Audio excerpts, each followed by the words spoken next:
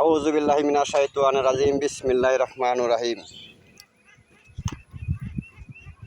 এই রোদের ক্লান্তির সময় সুন্দর এক পরিবেশ, নেত্রকোনা জেলাধীন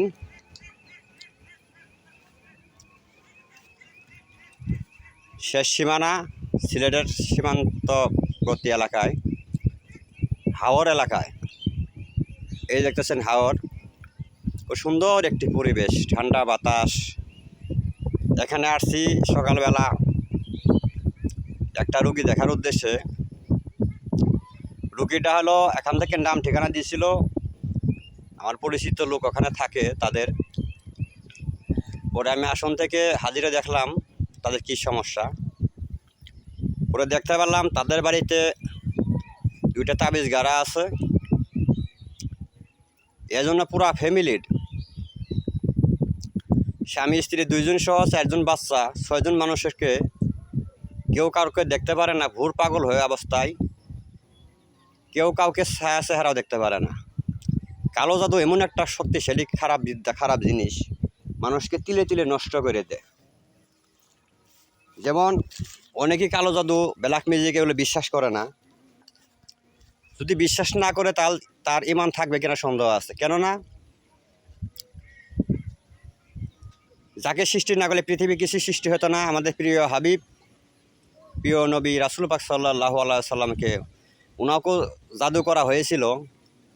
তার চুলের মাধ্যমে 11টা কালো জাদু কুফরি মন্ত্র দিয়ে গিট দিয়ে কুয়াতে ফেলানি হয়েছিল। রাসূল পাক সাল্লাল্লাহু আলাইহি সাল্লাম তিনি নিজেও 6 মাস অসুস্থ ছিলেন। পরবর্তীতে আল্লাহ পাক সূরা ফালাক, সূরা নাস নাজিল করলেন। দুইটা সূরা মিলিতভাবে 11টা আয়াত আছে।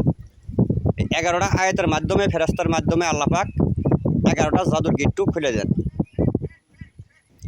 যারা বিশ্বাস করেন না তাদের জন্য দুঃখজনক।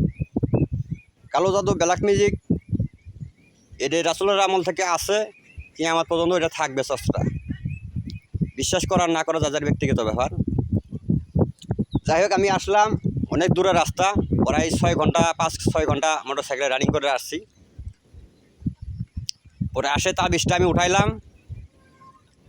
কালো জাদু তাবিজটা ছিল পুরা ফ্যামিলির নাম দিয়ে কালো জাদু করা। অর্থাৎ সবসময় অসুস্থ, রোগ বিধি লেগেই থাকবে, কেউ কাউকে দেখতে পারবে না, সংসার বিচ্ছিন্ন করার উদ্দেশ্য করা হয়েছিল। আল্লাহ পাকের ইচ্ছায় ইনশাল্লাহ আমি তাবিজটা উত্তোলন করে ফেলাই দিয়ে পাশে হাওর নদীতে ফেলাই দিয়ে পরবর্তীতে পুরা বাড়ি পারভিটভাবে বন্ধ করে দিয়ে আসলাম, স্যার কোনো সাইডে পেরাক দিয়ে। ইনশাল্লাহ আশা করি এই ফ্যামিলি আজীবন সুরক্ষিত থাকবে। এমনকি সবারকে শরীর বন্ধ করে দিয়েছি পারভিটভাবে। তো সবাই দোয়া করবেন এই ফ্যামিলির জন্য। তাদের চেহারা আমি দেখাতে ইচ্ছুক না। এই হাওরের পাশেই তাদের রাস্তার পাশেই তাদের বাড়ি। আমি এখন রওনা হওয়ার উদ্দেশ্যে ভাবলাম যে সুন্দর একটা পরিবেশ আপনাদের মাঝে একটু কথা বলি। যে কোথাও আমি যাওয়ার সময় পাই না, সবসময় রোগীর চাপ থাকে, ব্যস্ততার মধ্যে থাকি সবসময়। তারপরে এই রোগীটা যেহেতু অনেক ভুক্তভোগী, আমার ওখানে নিজানির মতো পরিবেশ নাই। কেউ কারো কথা শুনতে রাজি না, কেউ কারো কথা মানতে রাজি না। আমার নিজের কাছে একটু খারাপ লাগলো যে যেহেতু আনতে পারতেছে না, ফ্যামিলিটা ধ্বংস হয়ে যাইতেছে। অনেক রিকোয়েস্ট করে, অনুরোধ করে আমাকে নিয়ে আসছে। ইনশাল্লাহ আল্লাহ পাক যেন তাদেরকে পুরো ফ্যামিলিকে সুস্থতা দান করেন, ভালোভাবে সমাজে চলতে পারেন। কালো জাদু, ব্ল্যাক ম্যাজিক, তান্ত্রিকদের হাত থেকে যেন আল্লাহ পাক রক্ষা করেন।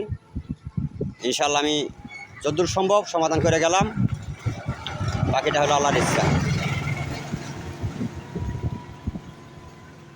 আমি এখন শেষ মুহূর্তে বিদায়ের সময়, আমি বিদায় নিব, চলে যাব। এই হাওরে মাছ আজকে এদিকে ছিল, তাই খেলাম। বিশাল বড় নদীর মতো। এখানে খুব সুন্দর পরিবেশ, ভালো মাছ পাওয়া যায়, টাটকা মাছ তারা নিজেরাই ধরে। যাই হোক, অনেকক্ষণ থাকার ইচ্ছা ছিল, তবে থাকতে পারবো না, বাসায় অনেক রোগী এসে বয়ে রয়েছে। তা আমি এখনও রওনা হবো, চলে যাবো ইনশাল্লাহ।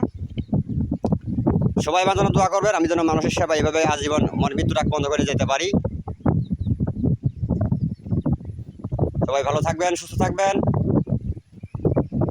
সবার সুস্বাস্থ্যটা কামনা করে আমি এখান থেকে বিদায় নিতেছি। কার কী ধরনের তথ্য ভিডিও লাগবে অবশ্যই জানাবেন। আমি ওই ধরনের তথ্য ভিডিও নিয়ে আপনাদের মাঝে আসবো। আমি 3 দিন ধরে ভিডিও দিতে পারি না, এই জন্যই রোগীর চাপের কারণে। আসসালামু আলাইকুম রহমতুল্লাহি ওয়া বারাকাতুহু।